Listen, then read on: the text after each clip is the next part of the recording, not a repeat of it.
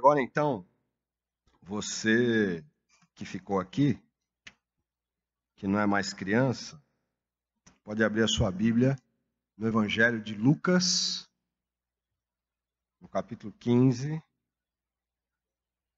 Nós vamos ler de 8 a 10. O tema de hoje à noite é perdas.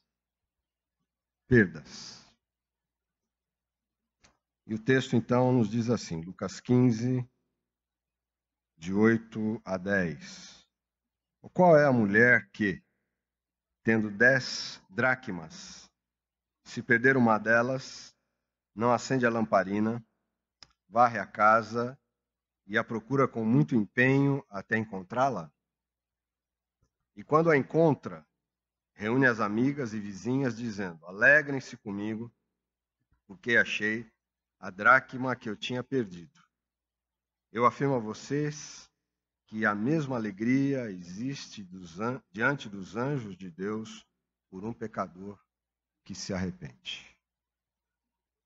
Na vida nós temos coisas que se perdem sem depender da nossa vontade,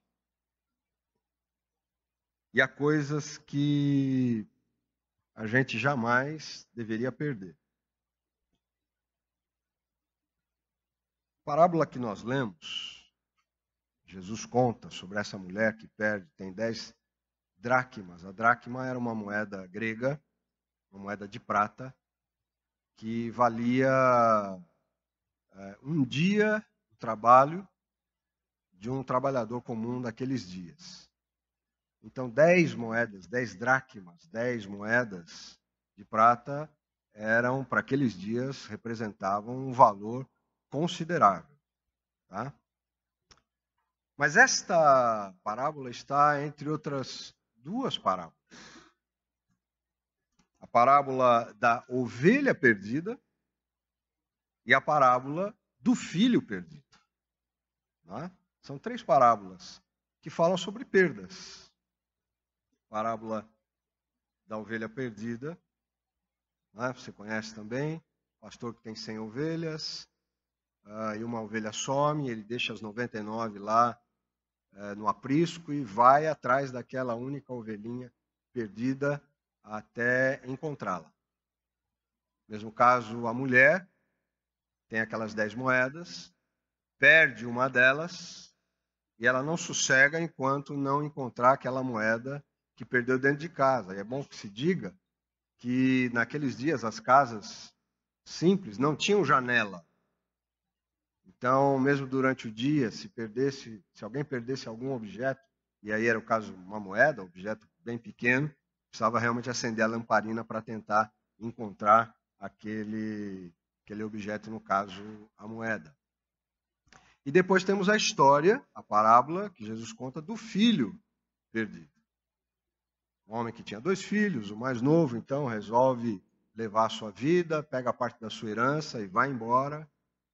E a gente vê aquele pai com o coração apertado, não sabendo onde aquele filho estava, que havia ido embora. A gente, então, perde coisas na vida. Coisas que podem não fazer muita diferença. Você perder o horário do ônibus, você perder o elevador, você perder os cabelos. Para uns não faz muita diferença, para outros faz muita diferença. Você pode perder, por outro lado, coisas que são significativas, muito significativas para a sua vida. Você pode perder um amigo, perder uma amizade de anos, isso dói. Você pode perder o seu emprego, isso é terrível. Você pode perder a saúde,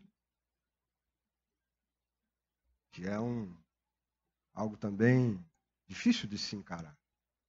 Você pode perder um ente querido. Você pode perder uma pessoa a quem você ama intensamente. E essas perdas, muitas vezes, são irreparáveis.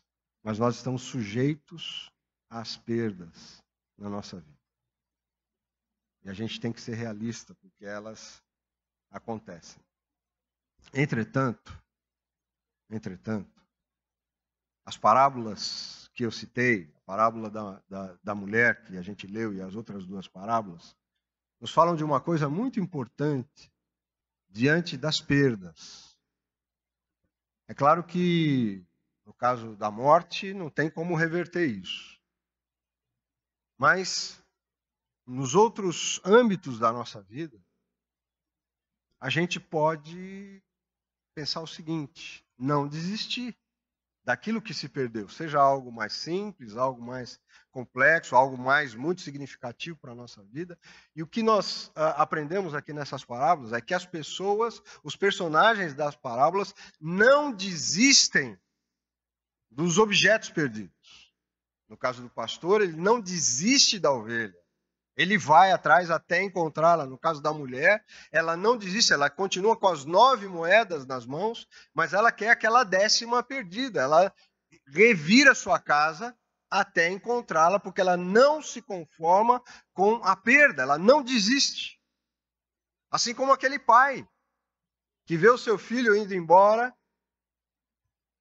mas dá a entender a parábola que todos os dias ele olhava para aquela estrada por onde o filho havia ido embora. E ele olha ao longe naquela estrada, esperando a volta desse filho, que um dia efetivamente retorna. E diz então a parábola que quando ele vê o filho de longe, ele estava olhando para a estrada. E quando ele vê o filho de longe, ele corre ao encontro do filho para abraçá-lo, para beijá-lo. É não desistir daquilo que se perdeu. Eu acho que essa é uma questão fundamental para a nossa vida. Quem sabe para a sua vida, você que perdeu algo, você que está passando por um momento de perda, seja de algo mais trivial, mas que pode ter um significado para você, ou de algo mais sério, que tem um sentido realmente importante para a sua vida. Você pode estar vivendo esse momento de perda.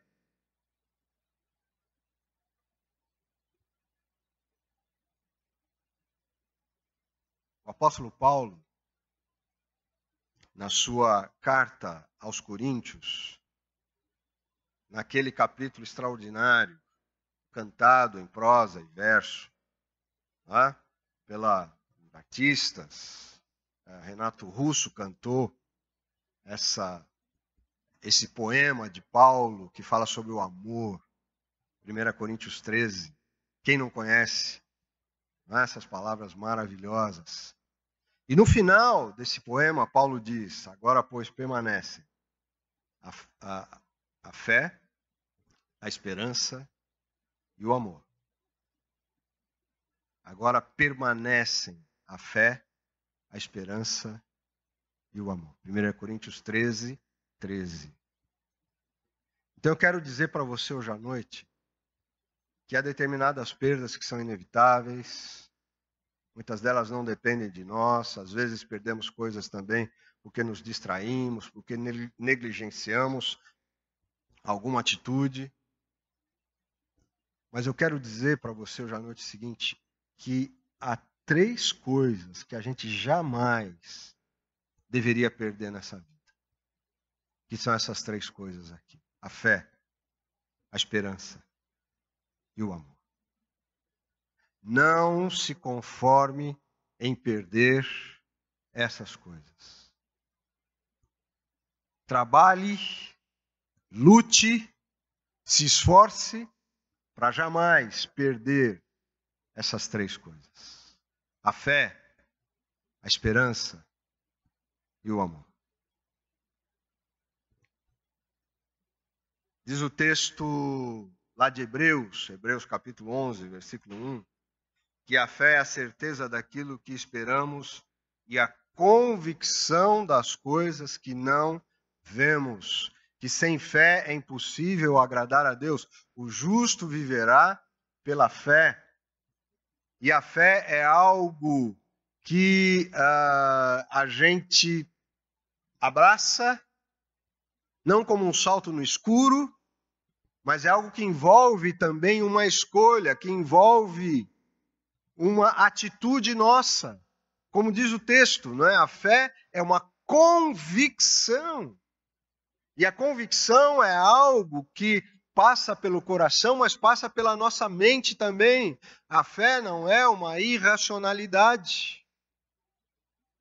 E a fé, no caso nosso, no caso de cristãos, é ter como objeto Deus, que revelou-se em Jesus Cristo, que é digno de que nele depositemos a nossa fé, a nossa confiança, para continuarmos vivendo, para não nos deixarmos tomar pela ansiedade, pelo medo, porque o oposto da fé não é a dúvida. A dúvida a gente vai ter, a gente tem dúvida sobre um monte de coisas, inclusive no plano espiritual. A gente nunca vai conhecer tudo. Então, o oposto da fé não é a dúvida, mas o oposto da fé é o medo. É o medo. É o medo de viver, é o medo de encarar as demandas da vida, é o medo do futuro.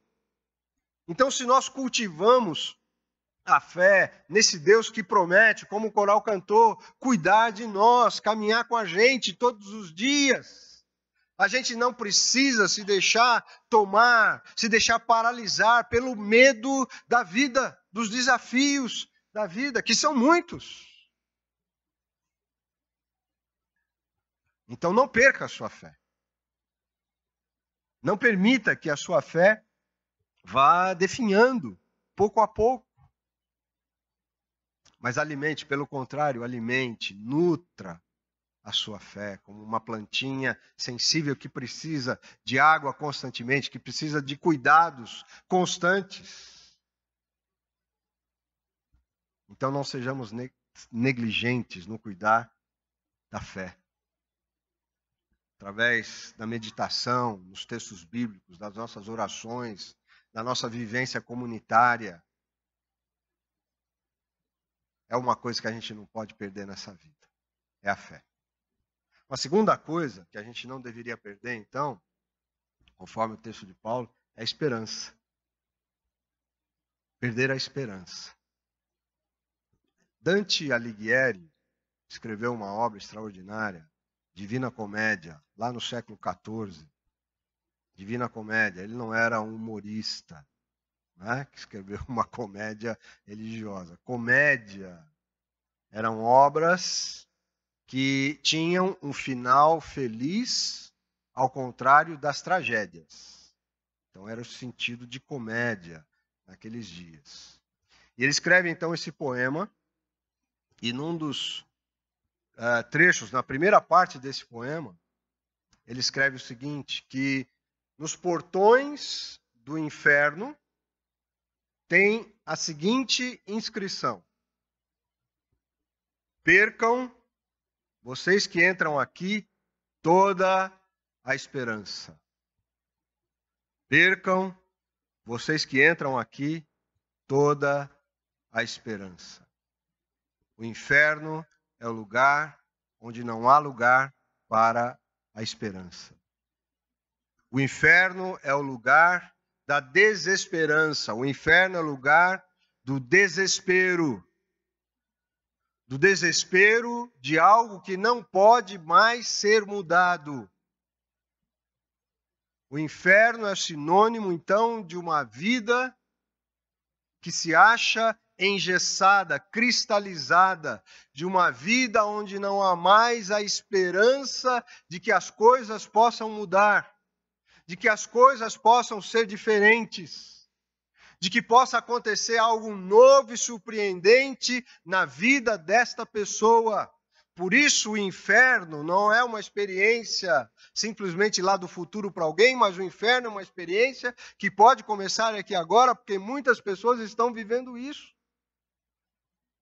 Não creem mais que as suas vidas possam mudar. Não acreditam mais que haja esperança para si ou para alguém a quem amam. Desacreditaram. Não há mais espaço para que se pense na possibilidade de algo novo, de algo inovidável. A vida está pronta e acabada e não há mais nada que se fazer. Tem muita gente vivendo nessa dimensão do desespero e da desesperança. Mas na igreja de Cristo não há lugar para o desespero e para a desesperança, porque nós cremos, como escreve o apóstolo Paulo, no Deus de toda a esperança. E a nossa esperança não está baseada naquilo que simplesmente nós podemos fazer, mas está baseada no Deus que é fiel, que é digno de colocarmos nele a nossa esperança, de depositarmos nele a nossa esperança, no seu caráter. E a esperança é muito mais do que desejo. Às vezes as pessoas confundem esperança com desejo, né? Eu tenho desejo, eu desejo muito entrar naquela universidade, eu desejo passar no vestibular, diz um jovem. Agora, o desejo pode não mover a pessoa, mas a esperança vai mover, porque a esperança não fica apenas, eu gostaria muito de entrar. A esperança me leva, então, a fazer o quê? Me leva a estudar. Quem tem esperança, do verbo esperançar, vai fazer algo. Vai limpar o terreno para que as plantas nasçam, para que as flores brotem. Vai estudar para que alcance o seu objetivo, mas, acima de tudo, além de esperançar, ela acredita que Deus está conduzindo a sua vida, que diante das suas limitações e das suas impossibilidades, a mão de Deus é poderosa para abrir caminhos novos. Não é o que está escrito em Apocalipse, lá no final do Apocalipse, não é? Eis que faço novas todas as coisas. A criatividade de Deus não se esgota. E Deus está, então, olhando para você e, se preciso, vai operar até um milagre na sua vida. Então, não perca a esperança, não se deixe tomar pela desesperança, pelo medo de viver. Pelo desespero diante da vida que aí está, jamais. Mas se deixe tomar pela esperança. As coisas podem mudar. Coisas que eu nem imagino podem acontecer.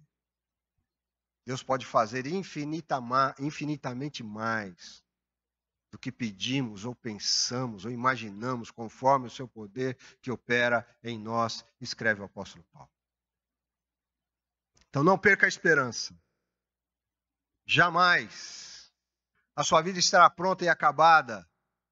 Não haverá nada novo para acontecer. Não pense nisso. Mas creia no Deus de toda esperança. E, finalmente, Paulo diz que permanece o amor. Se há outra coisa que a gente não deve perder nessa vida, é o amor. O amor que vem de Deus. Pois escreve João, Deus é amor. Essa é a grande definição de Deus. Tem muita gente hoje preocupada com o poder de Deus. Mas a grande definição, a maior definição a respeito de Deus é exatamente essa. Deus é amor. Amor. O amor que vai ao encontro daquele que vira as costas para ele, daquele que é rebelde. Não é essa a história do cristianismo. Um Deus que vem ao encontro do ser humano, o ser humano que volta as costas para ele. Um ser humano que se torna muitas vezes inimigo dele, mas ele vem ao encontro deste ser humano, desta pessoa, dessa criatura, porque ele ama. E o amor de Deus é um amor obstinado. Deus não desiste de nos amar. E Deus nos ama intensamente. E se Deus nos ama desta maneira, diz João, nós amamos porque Ele nos amou primeiro.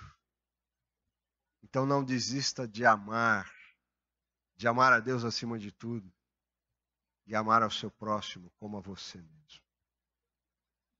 Se há algo poderoso para mudar esse mundo que aí está, esse algo, essa força, é a força do amor, gente. Do amor. Não há outra forma do cristão se identificar ao mundo. Como escreve densamente John Stott num dos seus livros. O maior sinal do cristão no mundo não é a sua aparência, o seu jeito de se vestir, seu jeito de se falar, aonde ele se reúne. O maior sinal do cristão diante do mundo não é outro a não ser o amor. O amor, inclusive, pelos inimigos. Não foi isso que Jesus ensinou aos seus discípulos lá no Sermão do Monte? Amem os seus inimigos. Orem pelas pessoas que perseguem vocês e amem os seus inimigos. Esse é o padrão. Essa é a grande força que pode mudar o mundo que aí está. Então não perca o amor na sua vida.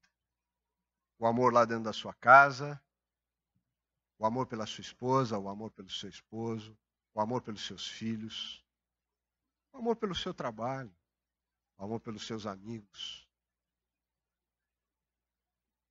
Não deixe que o amor vá se ausentando da sua vida.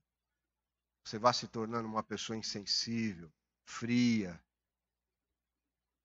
distante. Não permita que isso jamais aconteça na sua vida. Agora então permanecem a fé, a esperança e o amor. Nós perdemos coisas nessa vida. Nós perdemos coisas corriqueiras, perdemos coisas significativas, isso faz parte da nossa existência, da nossa caminhada. Mas eu gostaria então que a gente gravasse isso no coração hoje à noite, que a gente não perdesse, nunca, jamais, a fé, a esperança e o amor. Amém? Amém.